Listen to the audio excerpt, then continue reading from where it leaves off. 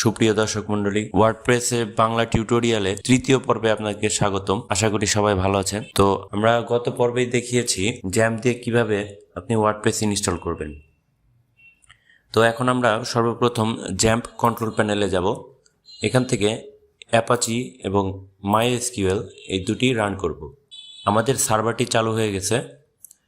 তো এখন আমরা একটি ব্রাউজারে যে লিখব localhost/self/wp admin। তো এখন আমরা অ্যাডমিনে প্রবেশ করতেছি। অ্যাডমিনে প্রবেশ করার সময় আপনাকে ইউজার নেম এবং পাসওয়ার্ড দিতে হবে। গত পর্বে আমি দেখিয়েছি কিভাবে আপনি ইউজার নেম এবং পাসওয়ার্ড সেট করবেন। তো আমরা লগ ইন করছি।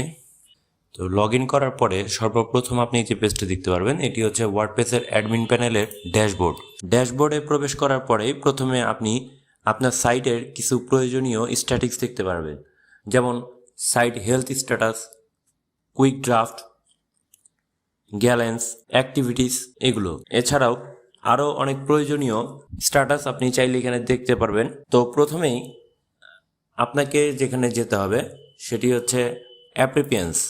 তো অ্যাপ্রিপিয়েন্সে আপনি সর্বপ্রথম একটি থিম সিলেক্ট করবেন।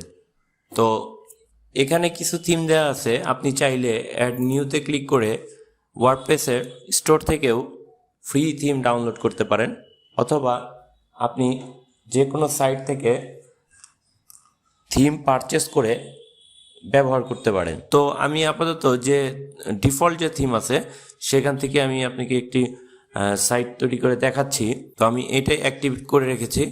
এরপর আপনাকে যেতে হবে কাস্টমাইজে আপনাকে প্রথমে আপনার সাইট আইডেন্টি এখানে এসে সাইটের টাইটেল এবং ট্যাগলাইন দিতে হবে। তো এখানে আমরা দেখতে পাচ্ছি যে সেলফ, এটা হচ্ছে আমাদের সাইট টাইটেল, এবং জাস্ট অ্যানাদার ওয়ার্ডপ্রেস সাইট, এটা হচ্ছে আমাদের সাইটের ট্যাগলাইন। তো আপনি চাইলে এটি পরিবর্তন করতে পারেন আপনার প্রয়োজন মতো। এরপরে এখানে আপনি চাইলে লোগো সেট করতে পারেন। আমরা যদি একটি সাইট তৈরি করি, তবে সেটা যদি কোনো কোম্পানি বেস হয় তাহলে অবশ্যই একটি লোগো আমাদের লাগানোর প্রয়োজন পড়বে। আপনি চাইলে এখান থেকে এই লোগোটি আপলোড করতে পারবেন। তো আপনার এখানকার কাজ শেষ হয়ে গেলে আপনি পাবলিশ দিয়ে ব্যাক চলে আসবেন। তো আমি ব্যাক যাচ্ছি। এখানে আপনার সাইডের কালার চেঞ্জ করতে পারবেন। এখানে আমরা দেখতে পাচ্ছি আমাদের সাইডের ব্যাকগ্রাউন্ড কালার এই কালারটি দেওয়া আছে। আমি চাইলে এটি চেঞ্জ করে অন্য কালারও করতে পারি। যেমন আমি এটি সিলেক্ট করলাম, দেখুন এটির সাথে সাথেই চেঞ্জ হয়ে যাচ্ছে। তো আপনি চাইলে আপনার সাইটকে ডার্ক মোডও করতে পারেন। ডার্ক মোড করার জন্য আপনার এই ডার্ক মোড সাপোর্টস এটা ক্লিক করতে হবে। আবার চাইলে এটা ডার্ক মোড অফও করে দিতে পারেন। আমি আপাতত ডার্ক মোডটা অফ করে দিচ্ছি। ব্যাকগ্রাউন্ড ইমেজ, আপনি চাইলে আপনার সাইডে ব্যাকগ্রাউন্ড ইমেজ দিতে পারেন। তো আমি কোনো ব্যাকগ্রাউন্ড ইমেজ দিচ্ছি না। এরপর হচ্ছে মেনু এবং উইজার্ড, এই দুইটা আপনাকে আমি অন্য অপশন থেকে দেখাবো। তো এরপরে আমাদের যেটা কাজ সেটা হচ্ছে হোম পেজ সেটিং। এখানে আপনি আপনার সাইটের হোম পেজটি কিভাবে রাখবেন সেটা এখানে সিলেকশন করে দিবেন। তো এখানে যে আছে স্ট্যাটিক পেজ, মূলত এটা স্ট্যাটিক পেজেই রাখতে হবে। আর হোম পেজে আপনি কোন পেজ বা পোস্ট সিলেক্ট করতে চান সেটা এখান থেকে সিলেক্ট করে দিতে পারবেন। তো আমি সিম্পল পেজটাই দিলাম। এখন পাবলিশড দিয়ে ব্যাক দিলাম। তো এই অ্যাপ্রিপিয়েন্সে, কাস্টমাইজেশনের অ্যাপ্রিপিয়েন্সে আপনি চাইলে এক্সপার্ট সেটিং এবং অ্যাডিশনাল সিএসএস এখান থেকে আপনি আরও কাজ করতে পারেন। যেমন এক্সপার্ট সেটিংয়ে ফুল টেক্সট এবং সামারি, এটা হচ্ছে আপনি যখন কোনো পেজ বা পোস্ট শো করবেন তখন এটা সামারি আকারে দেখাবে নাকি ফুল টেক্সট আকারে দেখাবে, এটা এখান থেকে সিলেক্ট করতে পারবেন। তো এখানে কাজ আমাদের আপাতত শেষ, আমি পাবলিশ দিয়ে দিচ্ছি। তো এখানে ড্যাশবোর্ডে আমাদের অনেকগুলো অপশন দেওয়া আছে, দেখুন পোস্ট, মিডিয়া, পেজ, কমেন্টস ইত্যাদি, অ্যাপ্লিকেশনস, প্লাগইন, ইউজার, টুল, সেটিং। তো আপনি যখন আপনার সাইটে একটি পোস্ট ক্রিয়েট করবেন তখন আপনাকে এই পোস্টে যেতে হবে। এখানে বর্তমানে যে পোস্টগুলো দেওয়া আছে সেই পোস্টগুলো আমরা দেখছি। তো নতুন করে যদি আপনি পোস্ট ক্রিয়েট করতে চান তাহলে সেই ক্ষেত্রে অ্যাড নিউ ক্লিক করতে হবে। আমি আপনাদেরকে শুধুমাত্র বেসিকটা দেখাচ্ছি। তো পরবর্তী পর্বগুলোতে আমি কিভাবে পোস্ট ক্রিয়েট করতে হয়, কিভাবে মেনু ক্রিয়েট করতে হয়, কিভাবে পেজ ক্রিয়েট করতে হয় সেগুলো দেখাবো। তো ব্যাক দিচ্ছি আমি। এই মিডিয়াটা হচ্ছে যে আপনি আপনার সাইটে যত ধরনের ফাইল আপলোড করবেন, যেমন ইমেজ, সাউন্ড, এই ধরনের ফাইলগুলো আপনি এই মিডিয়া থেকে আপলোড করবেন। তো এখানে অ্যাড নিউতে যে সিলেক্ট করে আপনি আপনার প্রয়োজন মতো ইমেজ ফাইল অথবা অডিও ফাইল বা যে সমস্ত ফাইল আপনার প্রয়োজন সেগুলো আপনি আপলোড করতে পারবেন। তো এরপর হচ্ছে পেজে, এখানে আমার বর্তমানে যে থিমটি সিলেক্ট করা আছে সেই থিমে ডিফল্টভাবে কয়েকটি পেজ ক্রিয়েট করা আছে, সেই পেজগুলো দেখাচ্ছে। আপনি চাইলে নিউ পেজ ক্রিয়েট করতে পারবেন। তো এরপরে সেটি হচ্ছে কমেন্ট। আপনার সাইডে যদি কোনো পোস্টে কেউ কোনো কমেন্টস করে থাকে তাহলে আপনি এখান থেকে সেগুলো দেখতে পারবেন এবং মেনটেনেন্স করতে পারবেন। তো এরপর যাচ্ছে আমি প্লাগইনে।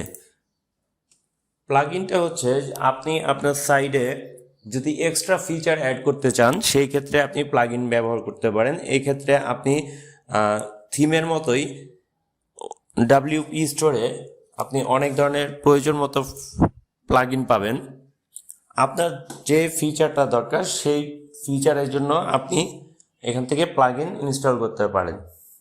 তবে আমি আপনাদেরকে একটা বিষয় জানিয়ে রাখি এখানে, যে আপনি প্লাগইন ব্যবহার করার ক্ষেত্রে অবশ্যই কিছু নিয়ম মেনে তারপরে প্লাগইন ব্যবহার করবেন।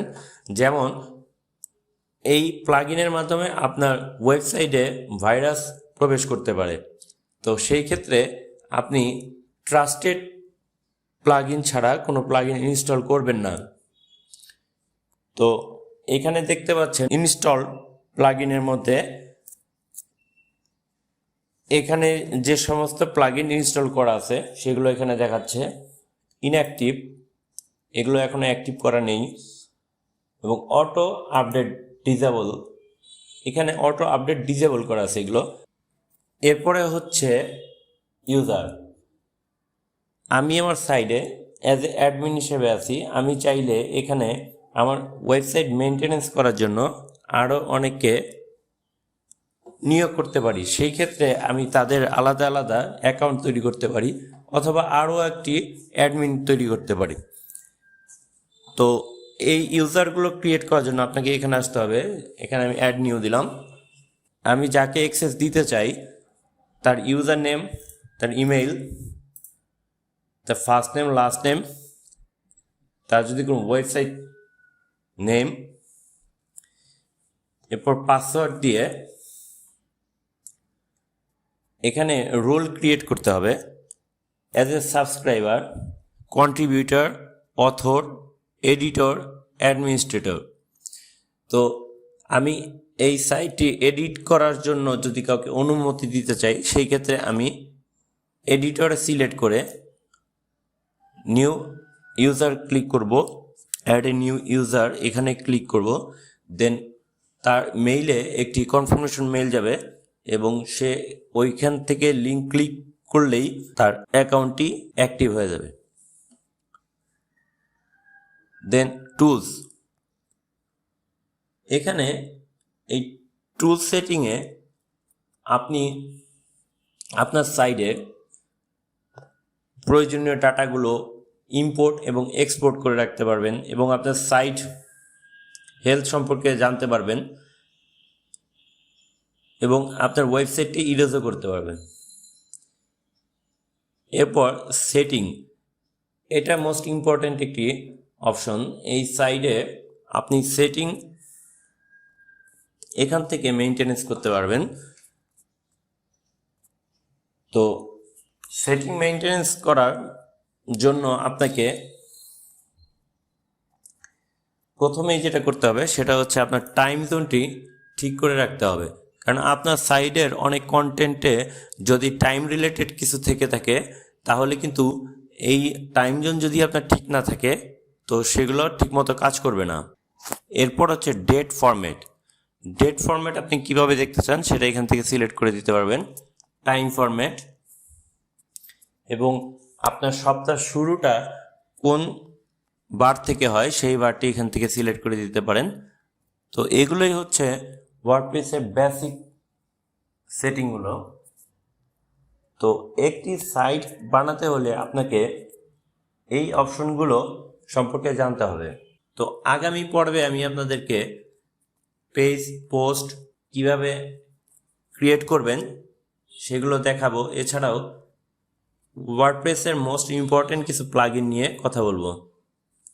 তো আজ এই পর্যন্তই, সবাই ভালো থাকবেন। আর যারা এখনও আমাদের চ্যানেলকে সাবস্ক্রাইব করেননি তারা অবশ্যই সাবস্ক্রাইব করবেন।